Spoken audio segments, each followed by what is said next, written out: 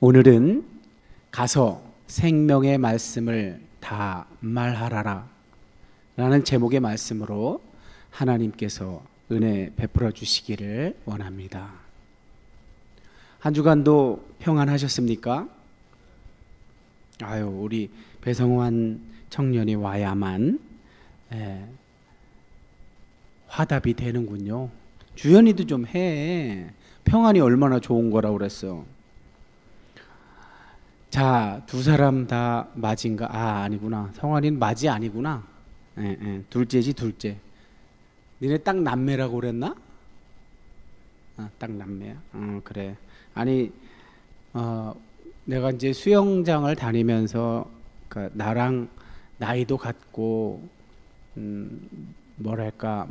같은 시대를 살아서 이야기가 그래도 잘 통하는 친구 한 명이 있는데, 그 친구와 나는 비록 같은 시대를 같은 시기에 학교도 다니고 그렇게 살았지만 늦은 나이가 돼서야 만나게 됐어요. 그래 둘을 얘기를 하다 보면 각자 자신의 이야기를 할 때 그 친구가 나를 부러워한다고 고백한 내용이 하나 있었어요.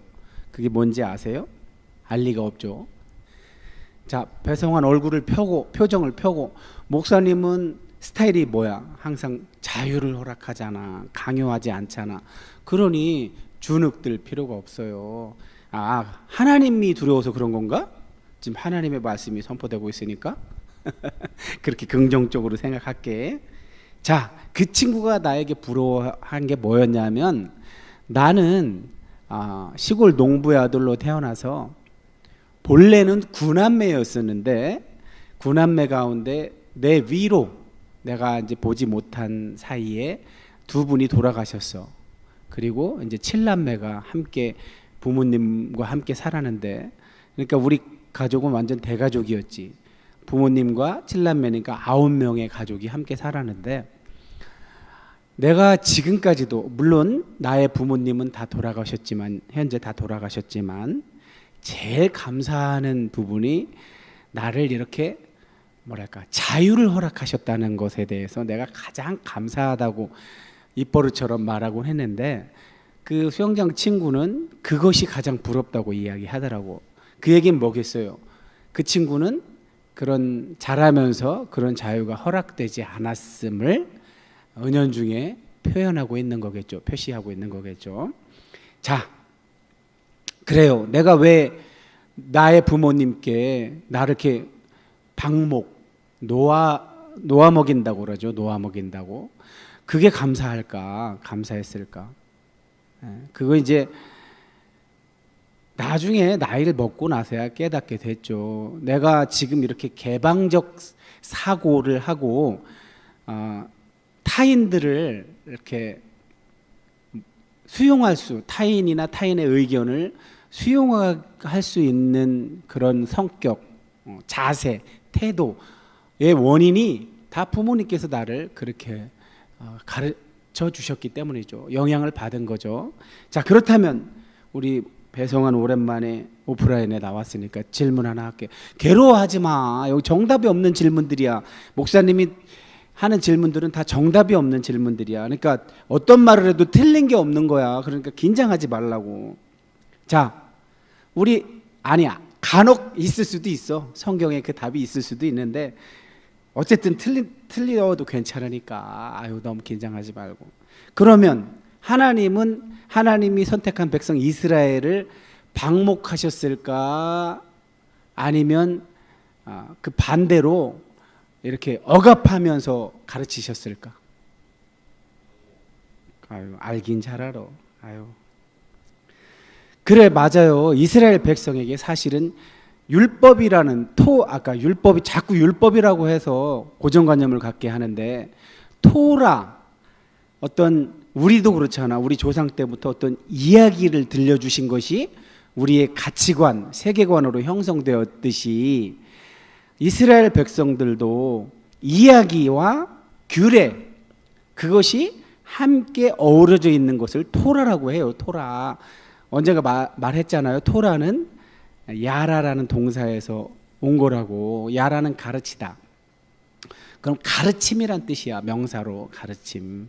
그 가르침 속에는 이야기와 규례가 함께 들어있는 건데 자꾸 율법 해서 율법주의로 빠져버린 건데, 자, 하나님께서 어쨌든 선택한 이스라엘 백성에게 그 토라를 선물하시고 너희가 한번 이걸 잘 지키며 살아봐 하고 나머지는 크게 관여하지 않으시고 백성을 보호하시면서 자유를 허락하셨는데, 이스라엘 백성은 애굽의 압제로부터 하나님께서 탈출을 시켜주셨는데, 구원해 주셨는데, 그 이후에 이스라엘 백성의 행동을 보면 자유를 누릴 줄을 모르는 거야. 오늘날 교회와 성도들처럼 자유를 누릴 줄을 몰라. 자유, 그 값진 자유. 응? 이 사도 바울이 자기가 선교할 때 제일 먼저 세운 그 갈라디아 교회 성도들에게 너희가 성령으로 시작했다가 율법으로 마치려고 하느냐 해서, 성령이 해방시켜 주신 그 자유를 누리지 못하고 자꾸만 율법주의로 가니까 그렇게 얘기한 건데, 그걸 제대로 깨닫지 못하고 오늘날 우리도 어떻게 자꾸만 율법주의로 가죠. 에? 교회 건물에 하나님을 가둬놓고 또 교리, 에? 하나님이 먼저지. 그 교리조차도 하나님이 주신 말씀을 해석한 게 교리인데 하나님이 먼저지. 하나님은 그 교리에 갇히지를 않아요. 건물에도 갇히지 않으시고. 근데도 자꾸 오늘날 우리는 가두려고 하죠. 하나님도 가두고 우리도 가둬서 그 안에서만 살게 하려고. 그러니 얼마나 깝깝해. 자, 오늘 이 말씀을 드리는 이유는 하나님이 우리 과거에 구약에 하나님께서 선택한 이스라엘 백성에게나 오늘날 신약의 새 생명의 새 창조의 공동체, 새 언약의 공동체인 예수로부터 시작된 그 교회에게나 동등하게 하나님께서는 자유를 허락하셔서 인격적으로 대하고 계시다는 사실.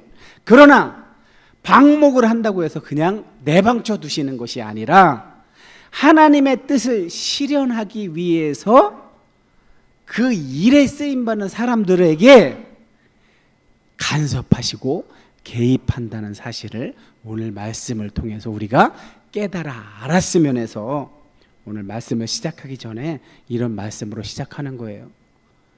그러니 자, 배성환 요새 왜 그거 소감을 안 보내요?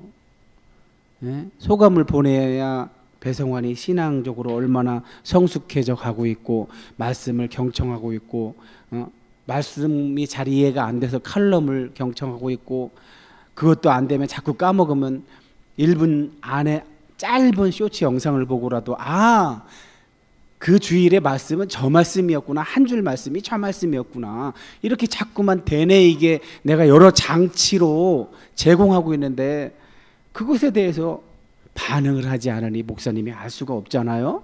어떤 형태로든 반응을 해야 그에 맞는 처방을 하죠. 그죠? 꼭 보내시기 바랍니다. 자, 오늘 시작하는 말씀, 배성환 마이크 들고 시작하는 말씀 읽어주세요. 사도들의 손을 통하여 민간의 표적과 기사가 많이 일어나매 믿는 사람이 다 마음을 같이하여 솔로몬 행각이 보이고. 아멘.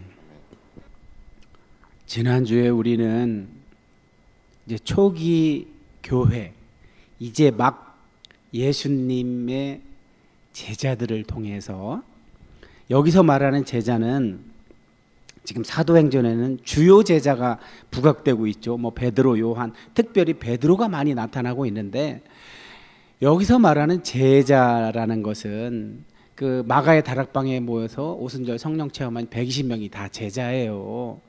이제 특별히 누가는 사도라고 표현할 때는 12제자를 사도라고 표현하고 거기에 사도 바울과 바나바까지도 이제 조금 확장해서 이야기를 하고 있는데, 어찌되었든 초기 교회의 제자들 하면 그 120명이 함께 막 말씀 듣고 기도하다가 열흘이나 하다가 위로부터 오는 능력으로 입혀진 사람들, 그 사람들이 예수님이 하셨던 하나님 나라 복음 전하는 사역을 이어받아서 하고 있던 그 사람들을 이야기하는 거예요.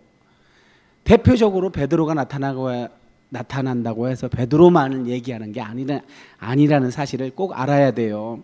자, 이처럼 사도들의 손을 통해서 백성들에게 표적과 기사, 저 용어는 그냥 같은 말이라고 그랬잖아요. 같은 말을 반복해서 하는 거라고. 표적, 이적, 기적이라고도 할 수 있는데 왜 표적이란 단어가 사용됐을까? 그럼 뭔가를 가리킨다는 거죠. 그러니까 예수님이 하셨던 일이나 지금 베드로나 다른 사도들을 통해서 일어나는 어떤 기적들은 단순히 그냥 초월적인 현상을 보여주는데 그치는 것이 아니라 뭐를 뜻한다는 거죠. 뭐를 의미한다는 거. 거기서 뭘까요? 하나님 나라를 보여준다는 뜻이죠. 하나님 나라를 보여준다는 뜻. 지금 우리가 살아 숨쉬는 이 역사적인 시공간에 보이지 않는 하나님의 통치가 이루어지는, 하나님이 왕으로 통치하는 그 하나님 나라가 원래 이런 공간의 개념이 아닌 어떤 나라가, 하나님의 나라가 실제로 있는데 그 우리의 눈엔 보이지 않는 그 하나님 나라가 이 땅에 우리 눈에 보이게 일어난 게 저 바로 표적이라는 뜻이에요. 지금 베드로를 통해서 아름다운 문 앞에서 날 때부터 못 걷던 사람, 40살이나 된 사람, 그 사람 고치는 그 현상도 결국 그 현상이 나타내는 건 뭐라고?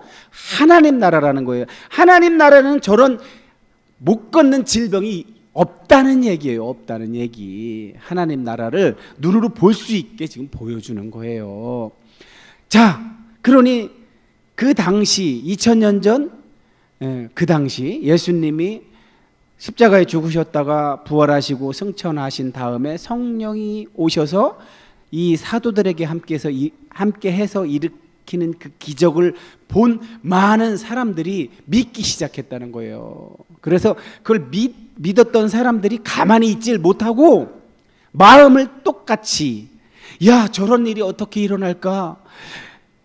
저들의 스승이신 예수 때부터 저런 일들이 일어나는데 저기 뭔가 있는 것 같아.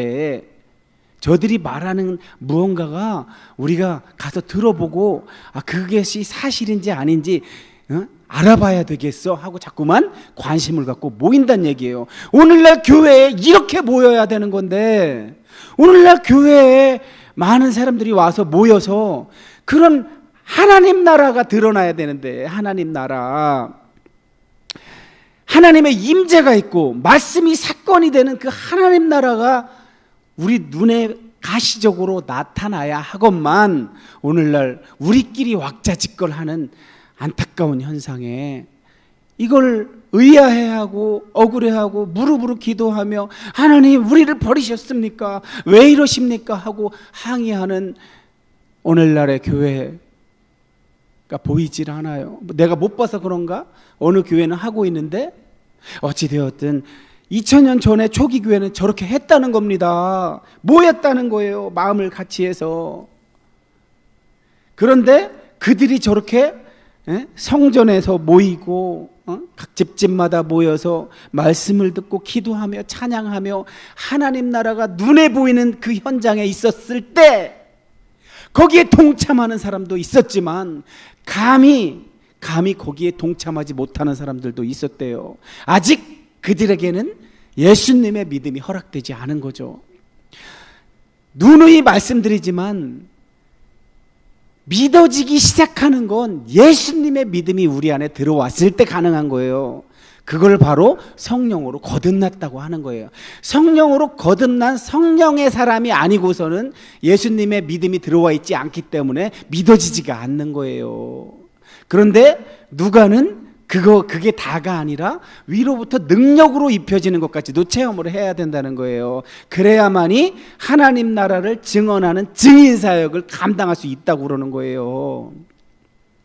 그래서 그 위로부터 오는 능력으로 입혀진 사람들은 지금 막 기적을 일으키고 하니까 사람들이 두려워도 하고 부러워도 하고 궁금해하기도 하고 그래서 자꾸만 모이는데 거기 못 끼는 사람들도 있었다는 거예요. 그러나 끼지는 못했어도 칭송은 했대요. 그거를 끼는 사람이나 끼지 못하는 사람이나 사도들이 일으키는 일들이 너무나 엄청나니까 칭송이 뭐예요? 칭찬했다는 거죠. 존경했다는 거죠. 그런 일이 일어나면 어떻게 돼요? 믿고 죽게로 나오는 자가 많아질 수밖에 없죠. 누가는 뭐라고 그래요? 아주 큰 무리래요. 예루살렘에서 오순절 성령 강림 사건 후에 교회가 시작됐는데 그 교회가 지금 점점 더 믿는 사람이 많아져서 커지고 있다는 걸 이야기하는 거예요. 배성환, 저렇게 초기 교회가 커지는 거랑 지금 한국 교회 대형 교회가 사람이 막 넘치는 거랑 같은 거예요? 다른 거예요? 뭐가 다른 거예요? 아까 얘기했잖아요. 하나님의 임재가 있고 기적이 일어나고 이런 일은 저 때는 있었는데 오늘날엔 그런 건 하나도 없고 사람들만 모여서 왁자지껄 하다가 돌아가서 믿는 사람처럼 안 사는 이런 풍경이잖아요. 그러니 사람만 많다고 초기 교회를 닮았다고 할 수가 없는 거죠. 숫자만 늘어났다고 거기에 하나님의 임재가 있고 부흥한다고 볼 수가 없는 거죠. 자, 15절 봐봐요. 이제 저런 일이 일어났을 때 대표적으로 사람들이 한 행동을 보여주는 거예요. 그러면 배성환이 볼 때 왼쪽에 있는 말씀과 오른쪽에 있는 말씀의 차이는 뭐 같아요? 기적이 자꾸 일어나니까 사람들, 그 기적이 필요한 사람들이 있었겠죠.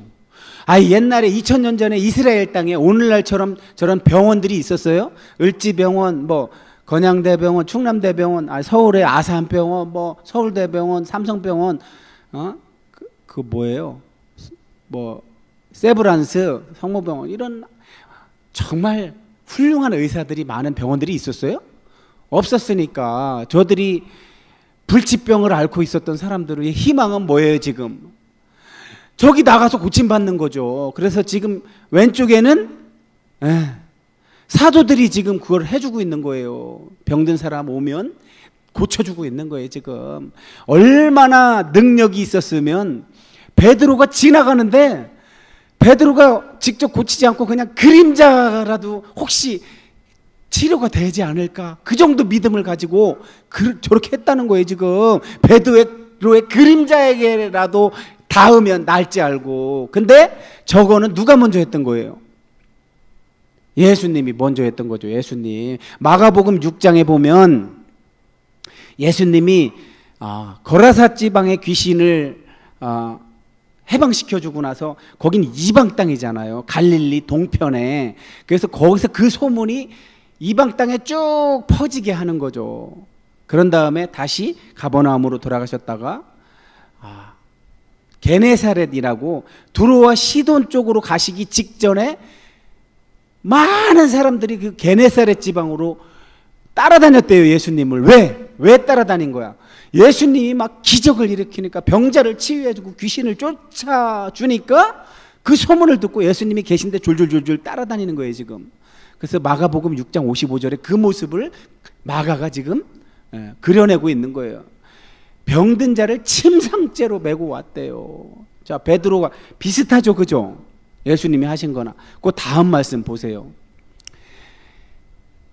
베드로와 사도들이 저렇게 막 치유의 기적을 일으켜주자 예루살렘 부근에 수많은 사람들이 모였대요. 병든 사람, 귀신 들린 사람 막 데리고 와서 다 나음을 얻었대요. 병든 자도 치료받고 귀신도 쫓겨나가고. 근데 이것도 누가 먼저 보여주셨어요? 예수님. 마가복음 6장 56절에 보면 예수님이 들어가신 지방이나 도시나 마을에서 그저 병자만 있으면 예수님께 모시고 온 거예요. 왜? 예수님이 다 고쳐주니까. 배성환, 저런 현상을 저 속에 겉으로 드러나는 건 지금 예수님이나 사도들이 병자를 고쳐주고 귀신을 쫓아내고 있는 거지만 저 장면 속에 의미가 담겨 있다고 그랬죠. 저건 뭐를 나타낸다고요? 하나님 나라에는 질병이 있다는 얘기예요, 없다는 얘기예요? 하나님 나라에 질병이 있을 수 있다는 거예요, 없다? 하나님 나라에는 질병이 있을 수 없다는 걸 말하는 거예요. 왜? 예수님을 통해서 하나님 나라가 왔잖아 지금. 그죠? 그러니까 하나님 나라에는 질병이 없다는 걸 뜻하는 거예요. 귀신도 함께 할 수 없다는 걸 뜻하는 거예요, 지금. 그러니까 겉으로 드러나는 건 병자가 치유를 받고 귀신이 쫓겨나지만 저것이 의미하는 게 숨겨져 있다고 그랬잖아요. 이 이야기로 기록된 건 그 이야기의 배후에 의미하는 것이 있다고 얘기했잖아요. 하나님 나라를 지금 눈으로 보여주고 있는 거란 말이에요. 자, 베드로가 그림자라도 베드로의 그림자가 스치기만 해도 날 것 같다고 그랬잖아요. 근데 예수님 옷자락이라도 만지면 나을 줄 알고 저렇게 모였다는 거예요. 근데 실제로 옷자락 만져서 나은 사람 누구예요?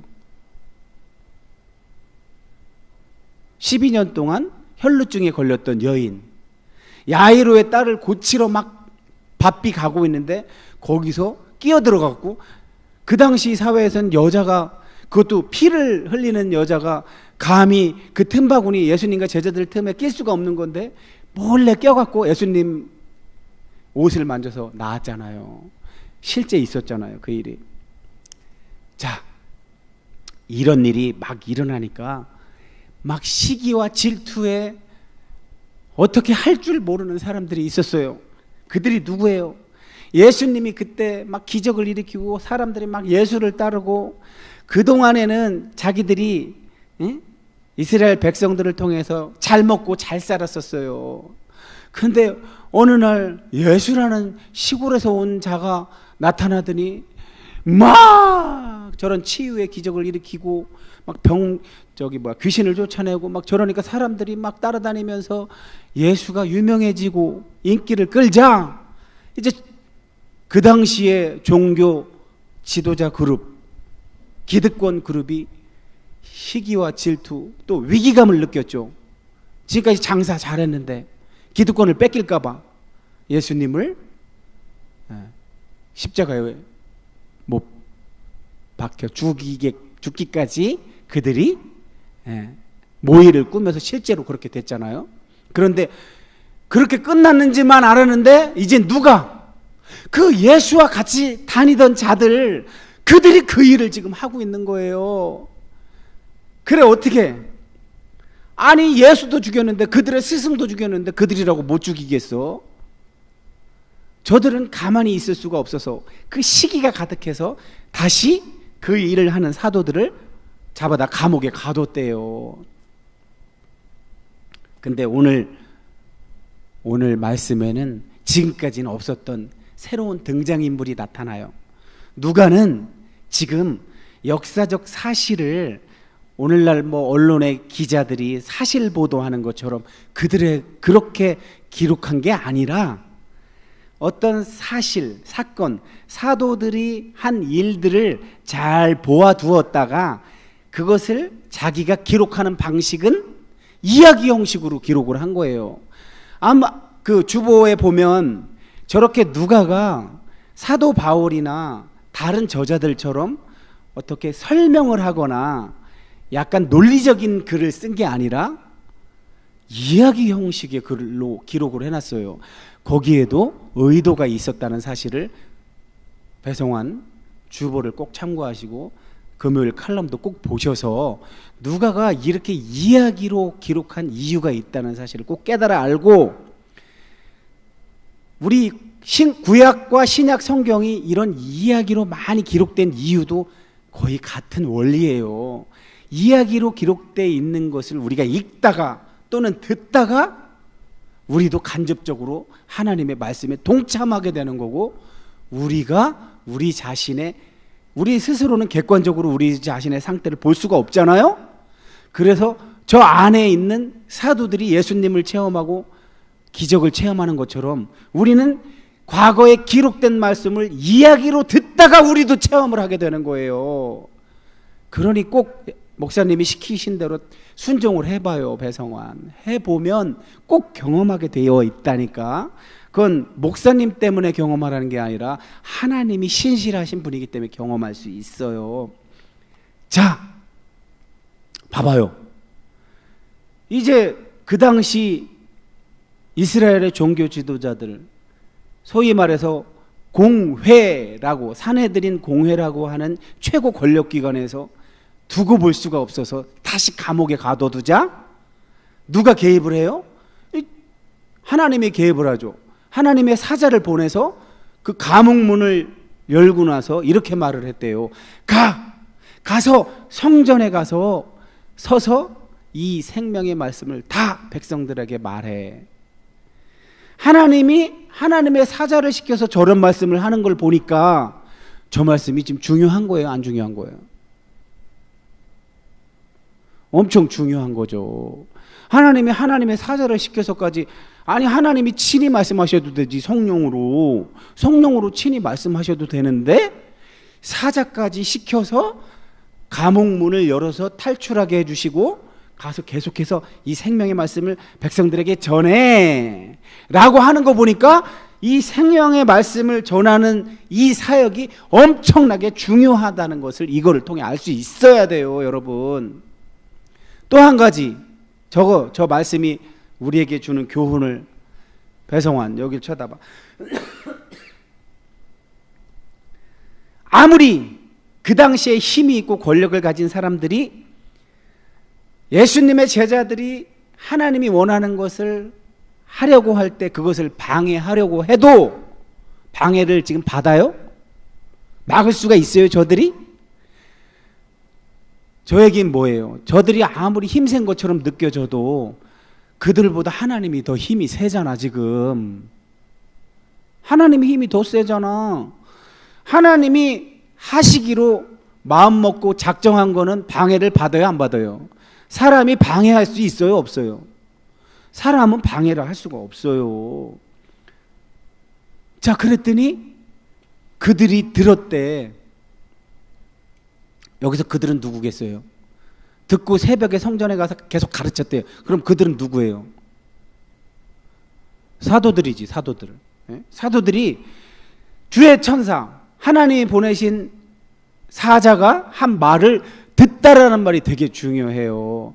여러분이 설교 말씀을 들었다 하는 말은 뭐를 뜻하는 거냐면, 들었으면 순종까지 하는 게 들은 거예요. 성경에 나오는 모든 듣다는 순종까지 하는 걸 말하는 거예요. 저들 순종해요, 안 해요? 하잖아요. 듣고 가서 앞에 가라고 그랬잖아요. 가르쳐 했더니 가르치잖아요, 지금. 들었다는 말은 저렇게 순종하는 것까지 말하는 거예요. 예전에 베드로는 어땠어요? 예수님처럼 십자가에 못 박힐까 봐 겁나서, 저들의 제자지, 저 사람의 제자지 할 때 부인했잖아요, 3번씩이나. 그렇게 겁이 많았던 베드로가 위로부터 오는 능력으로 입혀지자 주의 사자가 전하는 말씀까지 순종을 해서 저렇게 했대요. 그랬더니 지금 제자들이 자꾸만 예수의 부활을 자꾸만 전하고 하나님 나라 복음을 전파하니까 백성들이 거기를 따라가잖아. 그러니까 위기의식을 느끼잖아. 권력층 지배자들은 그 당시에 종교 지도자들은 위기의식을 느껴서 다시 공회에 모였대요. 지금 다 모여서 모인 상태에서 다시 신문을 하려고 사람을 보냈대요. 감옥에다가 가서 걔들 데려와, 감옥에 있는 애들 데려와 하는데 그 권력자들의 부하들이 가서 봤대요. 근데 봤더니 감옥 문은 잠겨 있고 감옥을 지키는 사람들도 감옥 문 앞에 서 있는데 데려가려고 문을 열고 보니까 있어요, 없어요? 사도들이 있어요, 없어요, 배성환? 만약에 배성환이 저걸 겪었다고 해봐, 어떻겠어요? 너무 신기하지 않아요? 그러니까 봐봐, 저게 지금 우리가 사는 역사적인 시공간에서 물리적으로 가능한 일이에요? 이 몸을 입었다는 거는 물리 법칙에, 우리가 물리 법칙을 벗어날 수 없다는 거잖아요. 근데 봐봐요, 지금 물리 법칙을 벗어난 거잖아요. 문이 잠겨 있고 문지기까지도 있었는데 어떻게 물리 법칙을 벗어나서 밖으로 나와서 성전에 가서 가르칠 수가 있어요? 여기는 감옥은 어디에 있어? 대제사장네 집에 있어. 그러면 성전과 거리가 떨어져 있어. 물론 그렇게 멀진 않아요, 가까운데. 어쨌든 문도 잠겨 있고 문지기도 있었는데 가서 가르치고 있더라는 거죠. 얼마나 신기해. 그러니까 물리법칙을 초월해 있다는 건 저건 뭘 뜻하는 거예요? 하나님 나라를 가시적으로 보여주고 있는 거예요. 하나님 나라는 우리가 살고 있는 여기서의 물리법칙에 적용되는 나라가 아니라는 뜻이죠. 부활하신 예수님도 그랬어 안 그랬어? 순간이동을 하셨잖아요. 부활하신 예수님도 순간이동을 하셨잖아요. 공간이동을. 이따가 8장에 가서 사마리아에서 빌립도 순간이동을 하잖아요. 그러니까 역사적 시공간과 저런 영혼의 세계는 다른 거야. 영혼과 이쪽 역사는 다른 거야. 물리법칙이 다른 거지. 자, 그 부하들이 가서 이 말을 전했을 거 아니에요. 데리고 오라고 한 사람들에게 전하니까 의혹했대. 그 사람들이 이해가 갈까 안 갈까? 그들은 물리법칙에 묶여서 사는 사람들인데 그 물리법칙을 초월하는 일이 일어난 걸 어떻게 할 거야? 그러니까 뭔 일이지? 저들 속으로 되게 두려워했을 거예요. 대체 일이 어떻게 돌아가는 거야? 하고 있을 때 어떤 사람이 한 사람이 와서 보고를 했대요. 꼭 그런 사람 있잖아, 그지? 그런 사람 꼭 있잖아. 저기 가만히 있어도 되는데 가서 이 오지랖 넓은 사람이 있어서 제자들이 지금 감옥에 갇혀있던 제자들이 가서 성전에 가서 백성들에게 가르치고 있으니까 얘기한 거야. 공회에 가서 갇혔던 사람들이 가르치고 있어요 하고 얘기를 한 거예요 지금. 그랬더니 다시 부하들이 가서 잡아왔대요. 막 생각 같아서는 막 열이 받아서 막 때리면서 했을 것 같은데 백성들이 다 쳐다보고 있으니까 차마 그렇게는 못했대요. 왜? 저런 상황에서 만약에 그들을 박해하면 누가 가만히 있지 않을까? 백성들이 가만히 있지 않겠죠. 왜? 백성들은 지금 사도들을 칭송하고 있잖아요. 사도들이 하는 일을 보니까 저건 감히 누구도 일으킨 적이 없던 오직 예수님만 했던 일이었잖아. 자, 이제 앞을 보세요.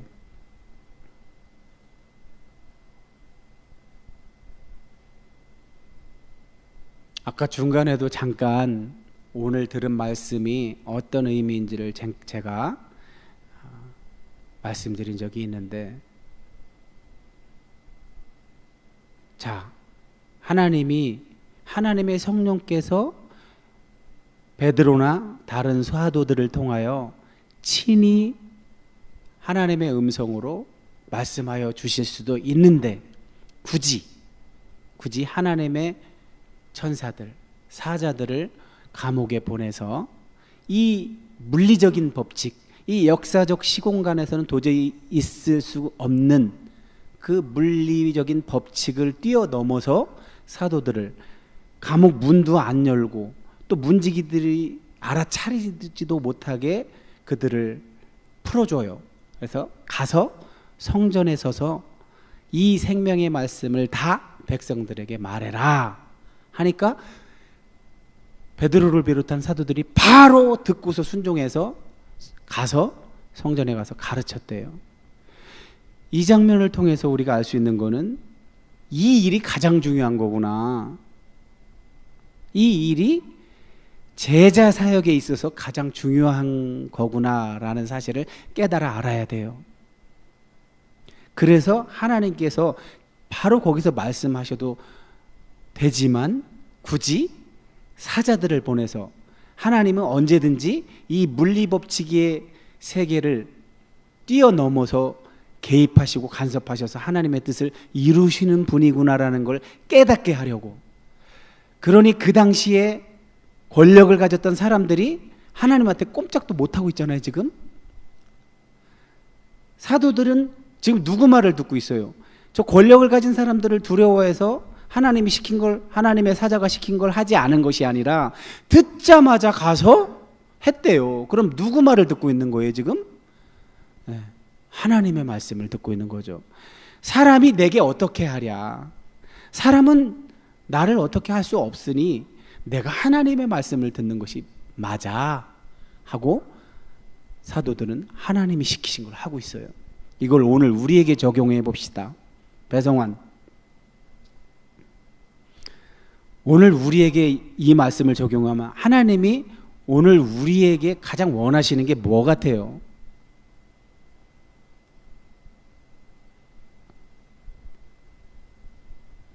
우리들의 삶에서 하나님의 나라가 보여지길 원하시겠죠. 초기 교회에서 그 내용을 가지고 하나님 나라 복음을 증언했던 것처럼 오늘 우리의 삶에서도 우리가 하나님의 자녀요 백성이요 우리의 삶을 통해서 하나님 나라가 증거되는 삶을 살아내길 하나님께서 원하시는 거죠. 그런데 우리가 그 삶을 살려 하다 보면 장애물이 있어요, 없어요? 더군다나 오늘날처럼 교회 다니는 사람들의 신뢰가 무너진, 소위 말해서 목사라고 하는 자들이, 종교 지도자라고 하는 자들이 우리가 살고 있는 세상의 권력들과 힘을 합쳐서 불의를 행하는 이런 시대에 우리가 제대로 된 하나님이 시킨 그 일, 그걸 증언하려 하면 우리를 그냥 두겠어요? 우리를 핍박하고 박해할 수밖에 없겠죠. 그럴 때 그걸 두려워하지 말라는 거죠. 두려워하지 말고 하나님이 그런 우리가 할 일을 우리가 하고 있을 때 우리의 그 일에 하나님이 친히 개입하셔서 우리를 도와서 하나님이 시키신 일이 이행될 수 있도록, 수행될 수 있도록 우리를 도우신다는 사실을 절대 잊지 말고, 아무리 이 땅에서 권력을 가진 자들이라 하더라도, 힘을 가진 자들이라도 이라 하더라도 우리에게 맡겨진 그 사명을 감당할 때 우리를 방해할 수 없다는 사실을 깨달아 알라고 오늘 이 말씀을 주신 겁니다. 어려운 거 있어요, 배성환? 우리가 이제 예배 자리를 나가서 우리 삶에서 무엇을 해야 되는지를 이제 깨달아 알았잖아요. 그러면 우리에게 뭐만 남았어요? 하나님이 도와주실 것을 믿고 기대하며 묵묵히 우리 할 일을 행하는 일만 남았죠. 저 사도들이 듣고 가서 가르쳤다고 오늘 보도하는 것처럼 우리도 그 일을 하라고 이 말씀을 우리에게 허락하신 줄 믿고 알았기에 이 말씀을 전했습니다. 기도하겠습니다. 고맙고 감사하신 아버지,